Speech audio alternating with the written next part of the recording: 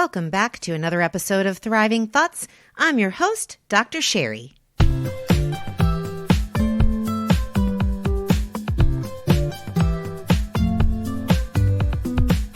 Get ready for it, y'all. My friend Katie Mongelli brings it today. Let me tell you, I had no idea the topics we were going to cover in this Mind Over Money episode with Katie, who happens to be a CPA, but more importantly, she's a self-described, not so good at numbers person, but she's brilliant at helping us women understand the lies that we face that interfere with our ability to manage and accumulate and use our money wisely. We talk about how we must collaborate and not abdicate when it comes to money.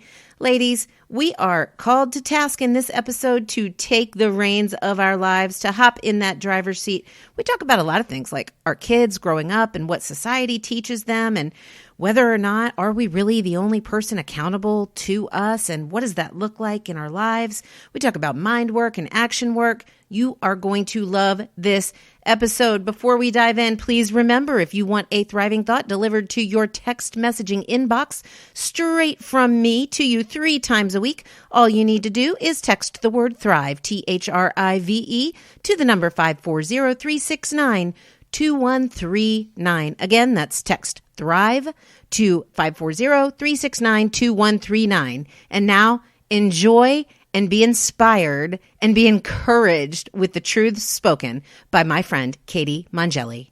So it's interesting. I was thinking about the things that I hate. And one of them is telling me on my phone that I have potential spam. Yeah. So if it's potential spam, don't let it go through. How about that? You know what I also hate is why don't you pop up that red button so I can decline that call? Right. It doesn't pop up any option. Here's the other thing. Oh my goodness. While we're on this. So, when if you're using Word, Microsoft Word or anything like that, and it says program not responding, don't tell me that. I already knew that when I was banging on it. Right. When I see the thing swirling. Don't tell me that. Just do something about it. How about that? I totally agree. How are you this morning, Katie? I am good. I'm so excited that we finally connected, and I appreciate your patience. I don't know. I'm not usually hard to pin down. I don't know what my deal was. No, I think all of the time, I really believe everything happens in its perfect timing, I believe that too. So I'm so glad that you recognize that. I always just believe there's some reason that this has panned out this way, but right. And it's perfect timing. So let me ask you, what is going on? We're on week 6 of lockdown. What's going on in Maryland? Well, I live in Northern Virginia. I live in Great Falls. Oh. Yeah. Oh, okay. I have an office in Maryland. I grew up there. Got it. But they're actually, I have a staff member in Maryland, and I have a house at Deep Creek Lake in Maryland. Oh, okay. They started 2 weeks ago, a mandatory mask rule. And if you show up without it, you actually get kicked out of places. They're not just publicly shamed, you get kicked out. Yeah. I mean, there is public shaming going on because there's arrows in the aisles of the grocery stores, one way aisles, right? And if you're doing it wrong, it's it reminds me of, do you remember that old movie, Mr. Mom? Oh yeah. Yeah. And so he pulls up into the carpool thing to get the kids, and the moms are like, "You're doing it wrong. You're doing it wrong," right? That's what it reminds me of. I actually feel like that is such a good analogy. I think that carpool moms might be running coronavirus. They're in charge of lockdown. That's fantastic. Oh my goodness. So how are you faring, Katie? Let me just tell you, because this is who I am as a person. I got it. I'm whatever. Right. I work from home all the time. This is so easy. I don't know. Come on, people, just do your thing. Stay at home. Day 500 million. Oh my God. Right. Can I just go to the store? Can I just go meet somebody for coffee? I miss that. And I say the store because I hate grocery shopping. I've been an online grocery shopper for 5 years because now you can't even get slots. Yeah. And so now I'm I would do anything. I'll do your grocery shopping. I'll go to the store for you because I just need an excuse to leave this house. Yes. Yeah. Well, my excuse, Katie, is my dogs. Mm. Like, I take them out. I still go to the dog park. Mm. I still take them out for walks. Like, that's one thing I'm not staying away from.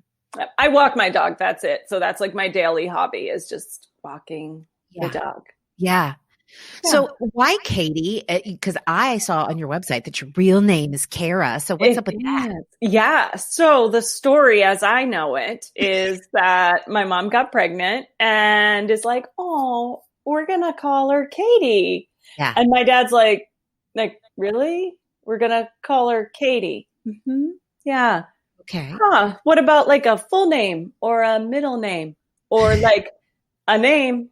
Nope. It's just Katie. Just Katie. And so my mom's like, you want to do something? You do your thing. So my dad named me Kara and my mom called me Katie. That's and nice. I have frequently thought about just changing my name to Katie, but you're kind of emotionally attached to the story, but I've never a day in my life been called Kara except, like in a formal situation at a doctor's office when they call you, but no, I not even don't in school. Even turn around. I was registered for school back in the day before they had computers and you filled out paperwork with pencils. Yeah. I took my SATs as Katie. Oh. The first time I used my name was my college application because you had to type it and put your social security number on it. Did they go back and say that wasn't you? That wasn't Kara?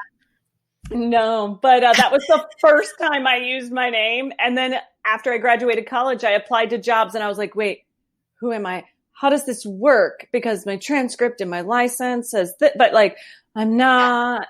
And they issued my email address at, Kara@kpmg.com. And I was like, actually, can we change it? Because I don't know who that is. And then every time someone emails me, I have to explain the whole story about my name. Yeah. So tell us, Katie, what's a day in the life of you and your household look like? Oh, well, these days. Again, just because, it took me a little while to come back to reality during the coronavirus. My daughter was actually homeschooled, online school. She went to online school for a year and a half. Prior to this, she went to school for a year and a half. Middle of January, we transitioned her back to the local public school. And 6 weeks later, she's back home. So she's been to 6 weeks of school. But that's a lot of transition. How old is she? She's 15. Aww. Yeah. And we're kind of living. That's why it was like a whoo. Right. Yeah. Time warp for us. Yeah. But so I'm very used to having everybody at home. And I've been working from home full time for 2 years as opposed to my office location. So our days are pretty quiet. We get up. Everybody's doing their own thing. Yeah. Going to work and kind of everybody has their little office locale already set up. Right. And I spend the days in my office with my dog and my team and getting things done, but it's pretty quiet. Yeah. I'm thinking about that. You and I are both blessed with that luxury of having worked at home before. Mm-hmm. And so there's not a lot of adjustment there. I mean, this is what I do is I get on the computer and I stick on my headphones, except if I don't want them over my hair to bend my hair like we talked about. But and so I think a lot of people are without work because they are in industries where there is no place to go to work because they're closed, right? And a lot of people are overworked right now, thinking about our healthcare workers and first responders. And then there's people like us who it's kind of like, I don't know, this is a question for you, because I know we still have challenges for sure, but is it a luxury to be able to say, well, tomato, come what may, or is it that the come what may attitude came before and so it really did set us up to be able to adapt before we had to adapt? I think it's both. So I have a deep level of gratitude that I can work from home. And I Amen. definitely see that as a bit of privilege. Yeah. I am privileged. Agreed. To be able to work from home, to be able to run my business, which still feels an impact of this crisis, and to be able to keep going. But I say both because I chose this career because of its stability. I became a CPA because it's a stable profession. I felt it was very safe.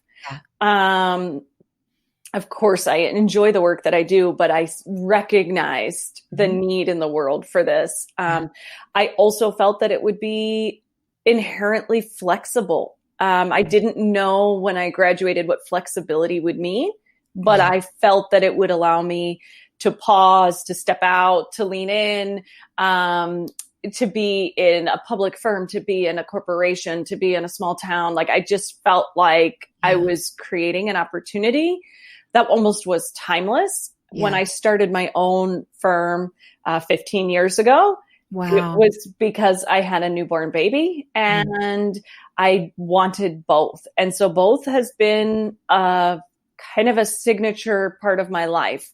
Why choose if we can have both? And so I started. Can I stop you for a sec? Can answer that question for us, because, you know, we live in such a world of harsh judgment of women. And I hate when I say this, but it's true. We're the worst offenders towards ourselves, right? And so we've got women judging women for having kids and working outside the home. And then we have women judging women for having kids and not working, but working inside the home, right? Working mom. And then we have women who judge women who don't have kids and choose to work. Like, so can you address that real quick from your perspective? I agree. And I agree. I think we are the worst offenders. I think it's because when something makes us feel uncomfortable, we lean towards judging it rather than understanding it. And actually just this week, total ramble side note, I can't watch any movie, including like a Hallmark movie, without Googling the end. Before you get to it? I cannot. Yeah. Katie, I cannot do it. So you thrive on spoiler alerts? Oh my God. I won't open it if it doesn't say spoiler alert. Oh, wow. This is intriguing. It drives my family nuts because they just want me to enjoy. They're like, these people are not real. Right. They are not real. You are safe. Nothing is happening. Right. So I wrote, I'm a big fan of putting sticky notes, like as reminders to myself all over my computer and like my phone. And so the one I wrote this week says, have fun being curious. Ooh, I like that. And I haven't Googled anything in a week. Are you okay? Are you having fun, or is it like nails on a chalkboard? In between, it's uncomfortable, but then I am having fun. Like, oh, that was fun. Yeah. I did like that. That was uncomfortable, but it was fun.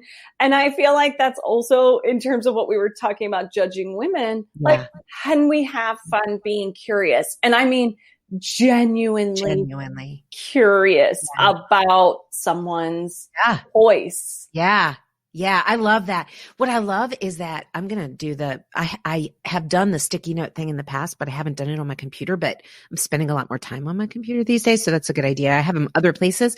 I actually write messages to myself in the steam on the bathroom mirror. I love that. Yeah.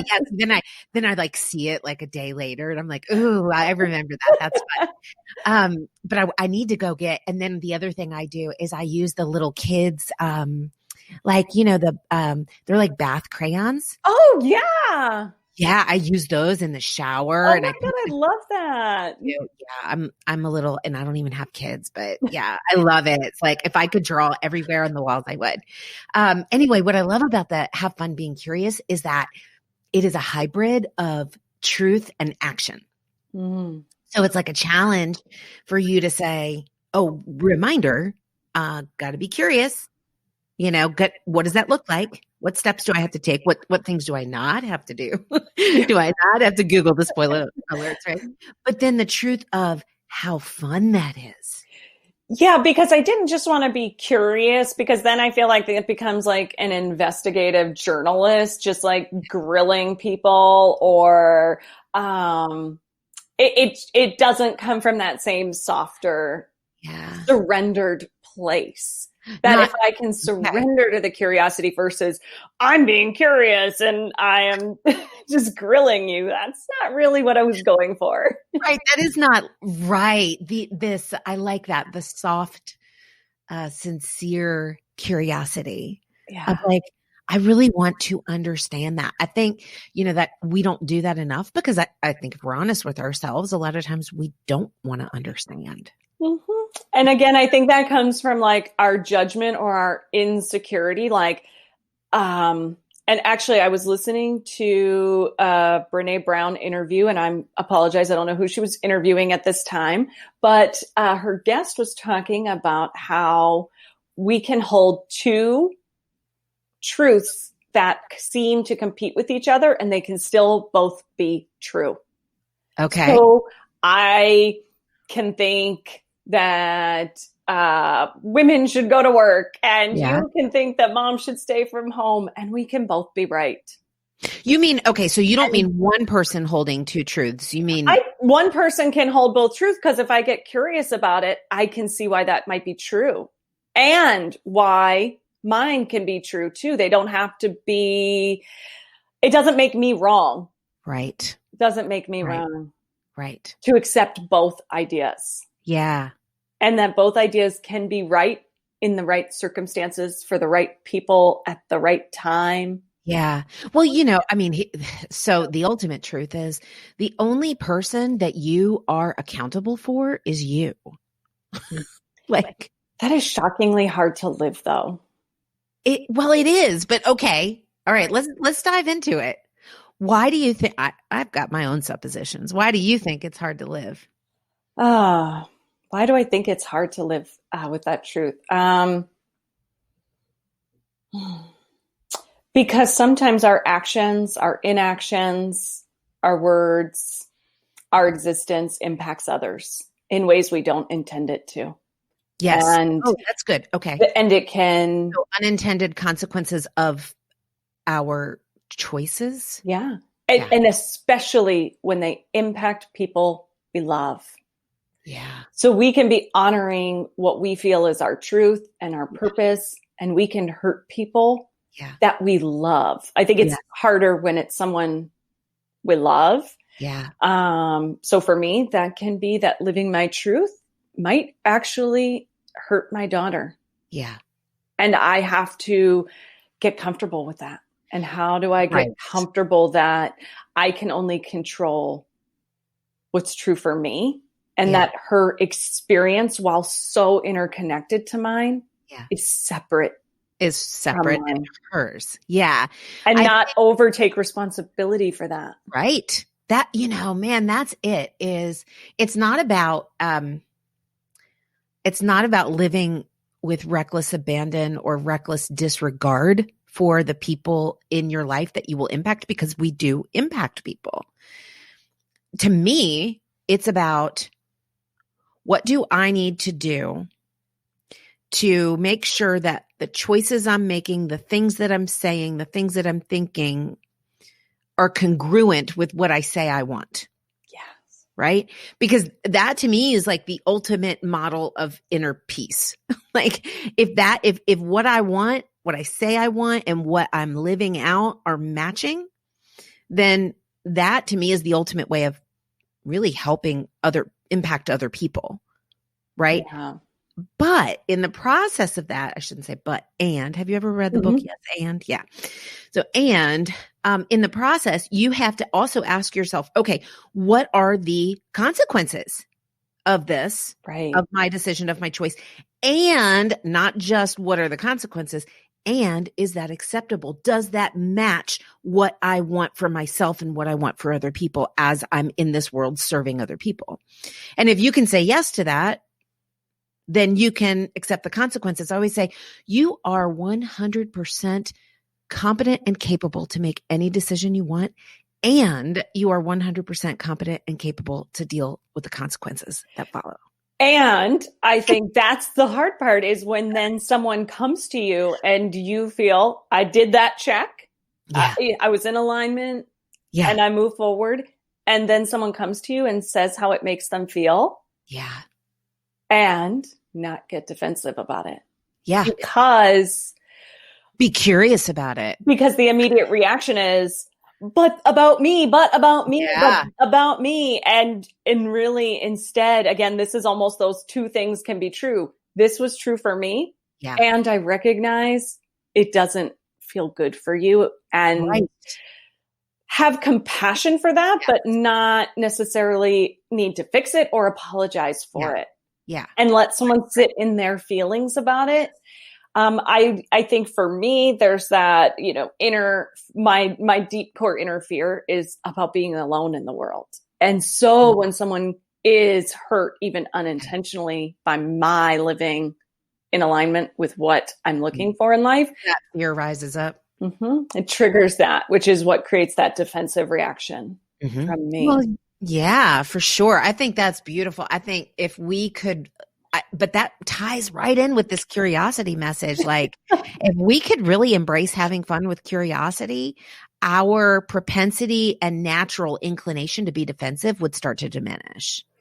I think the other side of that for me is we live in my opinion, we live in a culture, community, society based on achieving and succeeding. And so look at you, Miss CPA. Yeah. Well, how do you let go of that and allow yourself to be curious? Because curious may look like we have defined failure. So how do we redefine that? Yeah. And have curiosity be a measure of success? And how do we teach that again? For me as a mom, how do I teach that to my child while recognizing how our culture, society works? Yeah. And the skills you need to quote unquote be successful in the world.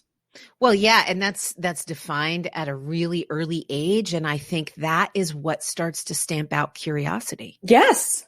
Yeah. Like, I mean, our little kids, it's like, go be whoever you want and, wear your purple tutu and your, diamond tiara and take your little twinkle wand with you to school.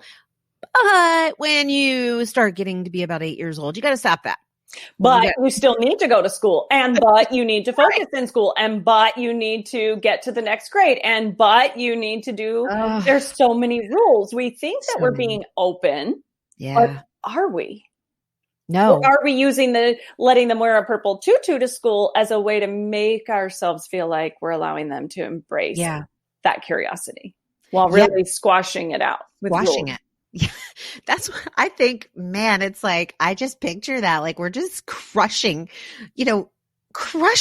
our children's very spirits when we start to unknowingly, not maliciously, unknowingly adopt, the standards of success that have been defined and drilled into us. Exactly.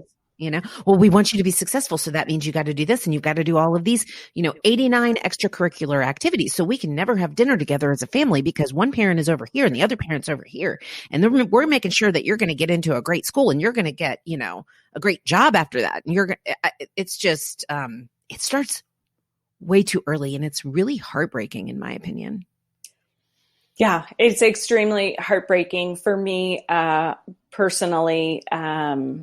There's also an aspect of my life, which is my daughter's story. And there's an aspect which is mine to own. As a mom, it's a really important job for me being a mom. And my daughter has, I believe, been sent to me to teach me some lessons about how our world works, because from a very early age, school is not her natural place. She has a lot of challenges. She has some diagnoses that create these challenges, but it was a 10-year path to get that information. And so along the way, you feel like what it does is it again triggers that inner fear. Because we've been taught what success means. Yeah. So if they're not keeping up, if they're not measuring up, what ended up happening for me as a mom is, okay, I am resourceful. I am resilient. I am an intelligent woman. I am capable to solve this problem. I'm going to make a spreadsheet. I am going to call it backup. I am going to get the resources. Well, there's your numbers mind, right? The perfect formula. And then you like call in the resources and you get the help and you hire the people and you do all of the things. And then it's like, oh, wait, that didn't work. Okay. We're going to regroup. We're going to regroup here. I am resourceful. I am resilient. I am intelligent. I got this. Everything is figure outable. I will find a solution. I'm going to pull the internet. I am going to Google. I got this. Okay. Re-energized, refreshed. I'm ready for battle. Oh, wait, none of that worked. No, right. And you repeat this cycle until you start to feel like maybe you're failing instead of seeing, oh, wait, maybe this isn't how we should be approaching our children or mothering, or maybe I actually need to just let go of fixing things and solving every problem. Yeah, because I think that's such a tightrope. Right? Because you want to fix because you love, because you want nothing but the best. And you also want to teach ownership and agency over your life. But again, then it causes you to start checking your belief system. Well, why am I teaching personal responsibility? Because we have deemed that an important quality. But how do we define personal responsibility? Is that always applicable? Is that always the right measure? Or I am trying to fix things because I believe she won't be successful if I don't. Because these are the measures of success. She is not achieving those. She is not on schedule. She is not on track. And then what you're really projecting is the one thing that you don't want to project to your kid. You are not good enough as you are. That's right. But that's that's the message from society, from all sides, is you are not good enough, because we are told, we are separated. We're labeled, we're identified, we're separated into groups. Think about this. This is another thing I hate, going back to things I hate. I'm actually writing this little I don't know, bathroom break book. I love it. Things I hate, because it gives me a place to put it and not be frustrated about it. But things I hate, the gifted program. Because what is the underlying assumption of the gifted program? That not everybody is gifted. Right. Well, and I think it doesn't matter whether you're gifted or whether you're not. You now have a label that you have to live up to for the rest of your life. Yeah. But I'm like, what? Why aren't we saying that every person has a unique gift to offer that might not be 135 IQ points, right? That might be something different, but we're measuring gifted as having a minimum 130 IQ. That's how we're measuring that. Who says that's gifted? We did. Right. Yeah. So it's or you can be very gifted, but maybe school is not your place to demonstrate that, because maybe the schedule, the framework of that, it was designed for kind of the average, meaning the mid that captures most of the people. And if your brain thinks differently, if your energy is different, you just don't fit in the curve in the right place. And then it defines you as not measuring up. And then we're asking our children to later heal from that, because we send them to this place for 10, 12, 16 years or more, depending. And I think many of us adults, I know for me, had to heal from that system and what we pick up from that. Yeah. Yeah. Absolutely. Okay. So let me ask you a question, because I'm curious about the dichotomy of your thinking, because you seem to be, well, maybe it's not dichotomous. Maybe it's aligned. So you seem to be very analytical and have some kind of abstract thinking, yet you live in a very concrete, sense-making world of numbers. So am I getting that right about you? Yeah. And I am I'm a CPA and I am horrible at numbers. I'm not good at math. I don't like numbers. I didn't like math. I don't like them. But the thing that I bring to it is my analytical skills are, I feel, one of my strongest assets. Yeah, I sense that too. So when I sit down to do accounting, I use this analogy. I'm organizing my closet. It's one of my favorite things to do. So I go in my closet and I decide what the strategy is. There are a few different strategies we can employ in our closet. So side note, if you're looking to organize your closet, here's some tips. You can hang your pants together and you can put all the jeans together and all the slacks together.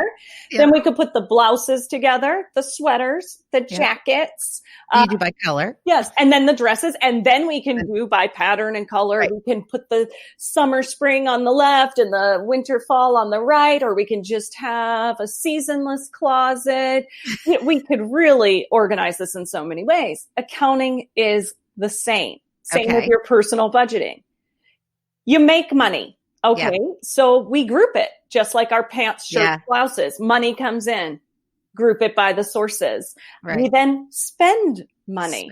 And then we're just grouping it like jeans, slacks, blouses. Instead, it's meals, dining, groceries, advertising, office supplies. We're just finding little grouping systems. And then we're putting like things together.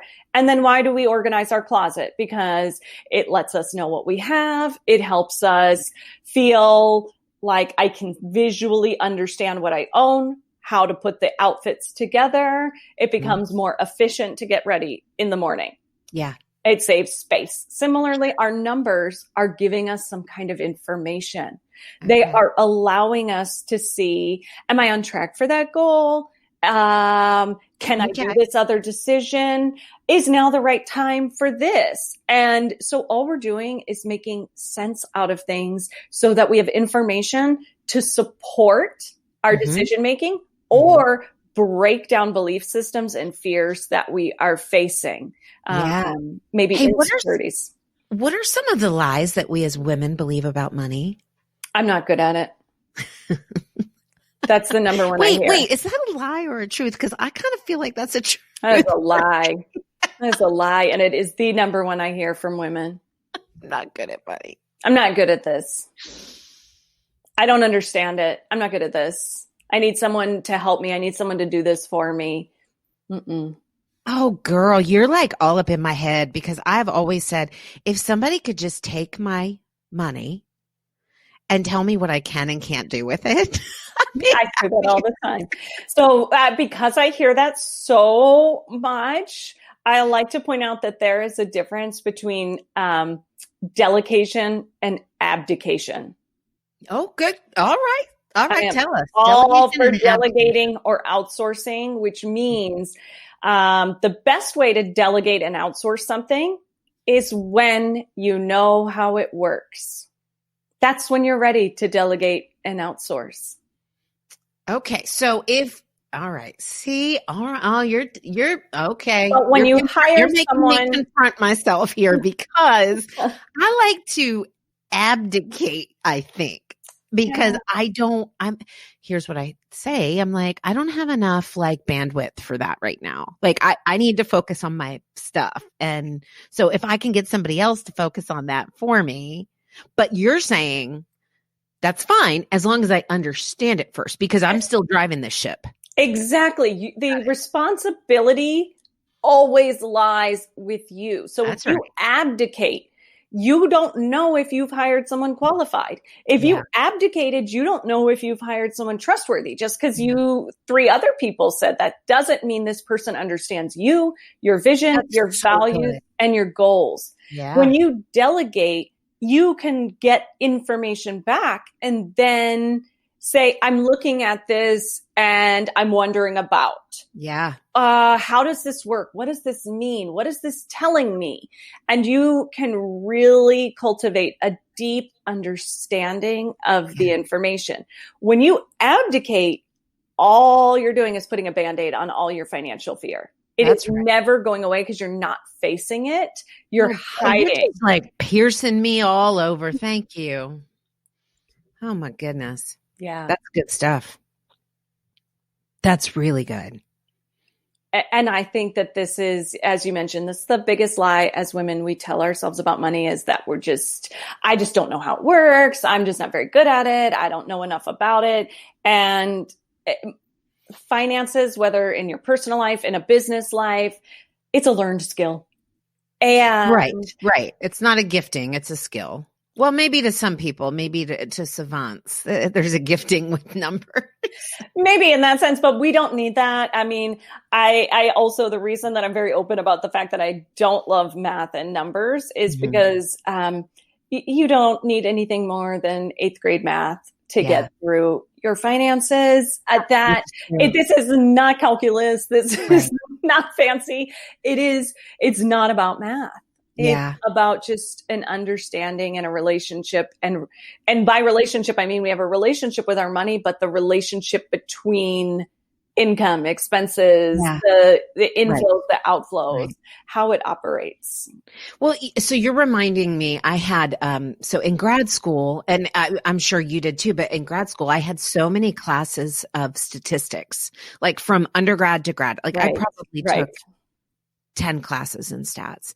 And I'll never forget, at the undergrad level, I had a professor. She worked for the U.S. Census Bureau. Right. And she was brilliant, she was brilliant, but she made us learn every statistical procedure. So like t-tests. Right. Like that, I remember those. By hand. Yes. Because she wanted us to understand conceptually what those alphas and what those results were saying. When I say I have 95% confidence that this is 80% statistically significant. What does that mean? And how did you figure that out? I think, and so there's certainly, we're certainly capable of learning that. I think it's about I don't think it's necessarily about believing a lie for myself that I'm not capable. I think it's like, I don't want to be. I think it's discomfort and it's fear and it's scary. Yeah. So it is, because if I look at the numbers, then, what am I going to see? I don't want to see that. Yes. And so I want to let you know, we all feel that. And for me, I think about it. I don't like stepping on the scale. I don't like to know how much I weigh. It's always been a source of discomfort when I go to the doctor and they say I have to step on it. I close my eyes, I turn around and I say, please do not say this number out loud. Oh my gosh, girl, you're my sister. I do the same thing. Why? It's information about me. And it's actually something I'm embracing this as part of my health and wellness journey, because a friend of mine was like, this is the same as how you support women on money. It's just information. Yeah. It doesn't define you. Right. That's right. And so for me, that's my area of like, I get that. And our money doesn't define us, but we can't decide how to make changes and what decisions are needed if we don't look at the information. So this is particularly relevant, Katie, to what people are going through right now, what people are facing. So I wonder if you can speak to some of the women listening who are really probably in situations right now where they're not looking at it because it is terrifying right now, because I don't know where the next mortgage payment is coming from, or I don't know where the next car payment, or where I'm going to get money to go buy groceries. Like, can you speak to them a little bit? Yeah, I think that is terrifying because we're in uncertain times. And so with money, I think that it's always important that we do the mind work as well as the action work. So the mind work is that, for me, what I find is when we're avoiding looking at those numbers, when we're feeling uncomfortable and we're kind of in that panic of, you don't understand, I don't know how this is going to work. I don't either. I don't have the answer, and I can't fix all of that and make it necessarily different. But what we can do is at least start by journaling around those fears, Yeah. because we want to know what is coming up. What is that deepest inside fear? Yes. So 3 years ago. Why would you say, I know why I would say, but why would you say that's important to uncover? Because it leads to sabotage. Yeah. When we stay with our fears, we just continue in what I would call a downward emotional spiral. And if we don't acknowledge them and we just let them have the field day behind us, they just suck us into negativity that keeps us down. When we acknowledge them and can say, I hear you, I see you, I understand, I'm feeling afraid. Yeah. Now, what is really true? What lies ahead of me? What can I actually do? What is in my circle of control? Then I feel our energy lifts to higher, more confident places. So for me, my lifelong fear, no matter what financial place I was in life, was that I was going to be a homeless bag lady living under a bridge. You're kidding me. No, it's actually I didn't know this at the time. It's fairly common. I literally because I'm going to that has been a fear, a thread throughout my whole life. Not the bag lady thing, but I'm going to be alone and homeless or something like that. Yeah. Yeah. And it was paralyzing. I would stay up at night. I was legitimately, this wasn't an exaggeration. People would laugh at me, but I was like, no, I'm legitimately afraid I'm going to lose my business and wake up tomorrow pushing a shopping cart under a bridge and sleeping outside. And I bet you visualized that too, didn't you? I could feel it. Oh my goodness. And then one day I was like, wait a minute. Yeah. I have a family.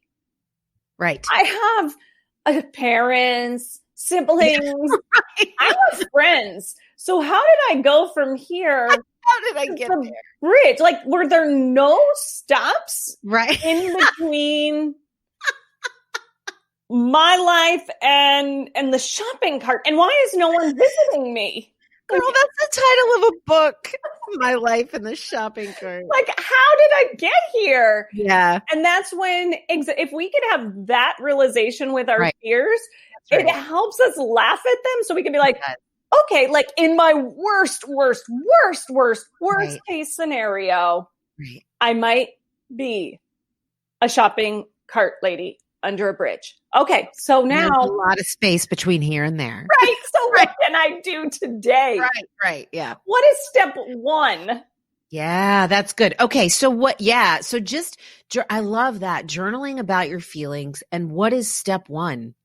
I mean, and step 1 might be I don't know, cancel cable or. Step 1 can be cancel cable. Step 1 can be, what are all these auto debits on my account? Right. That we forget about. Yeah. Step 1 is, can I actually eat from my refrigerator and pantry for a week? Yes. And even if it's not delicious, could I survive that way? Yes. I could. I got some pinto beans. Some spaghetti, maybe. Fried beans. Yeah, girl. I mean, yeah. I actually did that a few years ago. I decided I wasn't going to go grocery shopping until everything in my pantry and fridge was gone. It was hard, but I did it almost all the way. I've done it too, just kind of as a fun challenge. Yeah. Yeah, because it amazes you what's in those deep, dark recesses that you bought that you're not really a big fan of. Yeah. And I think too, not only deciding what you can do with your resources, but educating yourself about the resources that are available to you. I had a friend who posted something about going to a food bank, to get food. And I was like, that is incredible, because it wasn't just dented cans. It was produce and meat. And so, I mean, there are a lot of resources available right now. So be aware, attuned to not only the resources you have, but the resources that are available to you. And I think step 1, when we start to recognize that again in our energy lifts, we can be open to receiving those. So I am someone who has gotten food from a food bank at a time in my life. And it takes a lot of, for me, that was a very brave decision to acknowledge that. And sometimes it's easier to stay stuck in our fears, because that's a more comfortable place for us. And it's very uncomfortable to drive your car to a food bank and to show your ID and to sign the sign-in sheet and to have someone look at you with love, but It's And hard you to fear make- they're looking at you with pity Mhm. or judgment. Yeah. Yeah. And to accept and receive the generosity that Yes. is available. This is a theme. I just talked about this on episode 30 with Lisa Martinez. So good. We were talking about like just how painful it is to really receive. Yes. It is so, boy, it's great to give. Like, I want to be like Oprah and give everybody a car, but don't try to give me something because then I feel indebted. I feel ashamed. There's a lot of lies that go along with being on the receiving end of help. And that actually is a lot of the lies and beliefs we have around money too. Yeah. Some may be another interesting lie that it comes up is, what if you outshine friends or family? Again, it comes back to that need for belonging in our community. And so some people look successful, but are actually doing a really great job at sabotaging it and keeping themselves stuck in a cycle of not saving or making money and losing money, making money and losing money, making money, racking up debt, paying off the debt, recreating the debt. And what is really that cycle about? There's something more painful at a deeper level that keeps us in these cycles in our life. And so we each have our own cycles. Yeah. But when we can identify what is at the root of our pattern, what that emotional need is, we can find some healthier ways to meet our emotional needs than sabotaging our money. Yeah. That's such good wisdom. Thank you so much for that, Katie. So listen, we've got maybe 5 minutes or so left. So I want to make sure to give you an opportunity to tell us exactly what you do and how people, who are the women or that you serve. And, maybe she's listening right now and she wants to learn more and she wants to reach out to you. So what does a relationship about money with you look like? Wow, what a big question for just a few moments. Wah! I know. My brain doesn't know what to do with that. That's what I do. Yeah. Yeah. So I am a CPA and I help individuals and small business owners with their accounting and taxes. That's a pretty straightforward thing that I do. But the core of my work and the passion of my work is helping women, small business owners, really understand and deepen their financial knowledge and really create a healthy relationship and understanding with money. So they walk away feeling empowered and confident and not like, I can do it. That's a great feeling. But if I can't do it, I have somebody that is going to hold my hand and explain this to me. And so I really look to be a loving and supportive partner on the financial journey, both again with business and personal finances, understanding everything from that budget to, is this deductible on my tax return? How do I keep track of this? How do I get started? Some of the biggest fears are, I need to get organized first. I can't let anybody see this mess. No. Yeah. If you are feeling that Here's way, my shoebox of receipts crumpled up. Then it's time to email me. It's time to call me, and we will find step one together, because the only way to find that is to receive the support that is available, because there's no need for you to be trying to recreate the wheel and come up with the new system to get organized. When I do that all day, every day with thousands of business owners and women all across the world. So kick the shame out of the way. Yeah. And give you a call, connect with you. How do they do that? What's the best way? Yeah. So you can find me on Facebook with my name, Katie Mongelli, and send me a message, send me a friend request. We'll connect. Feel free to let me know that you heard me here with Dr. Sherri. You can also email me, Katie@monarchcpas.com. I'm sure we can post that in a comment.